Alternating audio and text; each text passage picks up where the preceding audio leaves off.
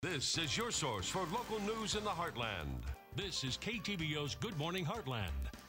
Welcome back. It is 6:27. It's that time of year when students are back in college and in most cases are in charge of their own finances for the first time. And for some of us, that's kind of a scary thought.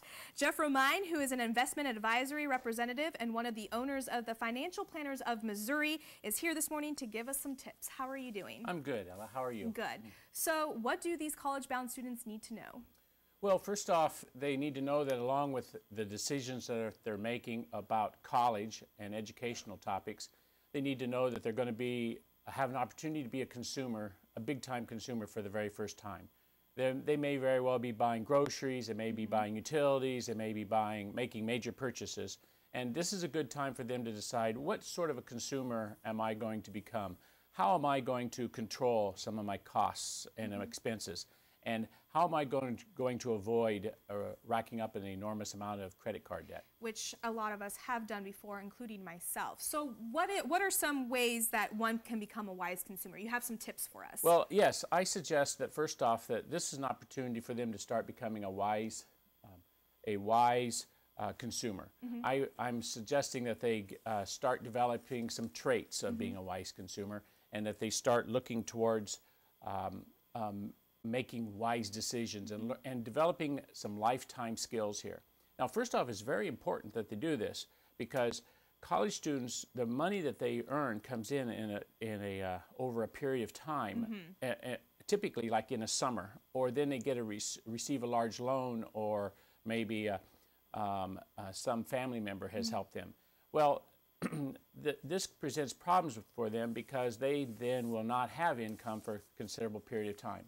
So there are some traits that I contend that a consumer, a college student, or even a person starting out should demonstrate. First off, the very first thing they should ask themselves is this item I'm thinking about buying something that I need, or is it something that I want? And if they're going to have limited resources, the need is very important, and the wants sometimes have to be set aside until the needs are all met. Now, there's 4 characteristics that I contend that a college student should disclose. One would be that they don't buy on impulse. Right. And that they consider whether this would take some time, and that they would think about whether they really need this item, and they give some time to the decision. Will it last? Will this product really be worth the money? Sometimes you can equate it to how much they worked during this summer or when their last job. How many hours did they have to work to earn that? The second thing I would say is what other products are available. Do your homework. Yeah. Investigate what other products are available, what the competition's offering, what other vendors are making available.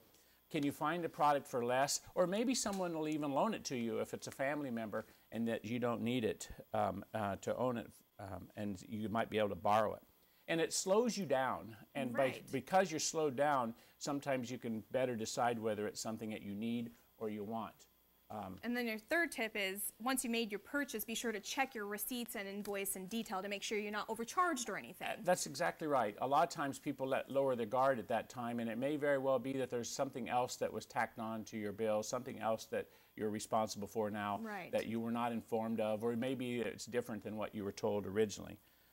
Services sometimes involve that, and you want to be very careful about that sort of thing, making a commitment for a long run. Right. And what's your final tip? Well, I'd say the last thing you should always do is be sure to guard your personal information. Right. When someone asks you for personal information, the question you should ask is, why is it that you need this information, and what's it for, and what are you going to be doing with it? It's not uncommon for a normal reason to exist for them to have personal information, but oftentimes they really don't need that information, and you may not want them to continue to have that in their data files for another person's use. And you really don't want to be a victim of identity theft. Absolutely, that's exactly right. You want to protect yourself. All right, well, thank you so much. And if any of our viewers missed any of this information, we will go ahead and post it all on our website at heartlandconnection.com. Just remember to click on the neighborhood tab. All right.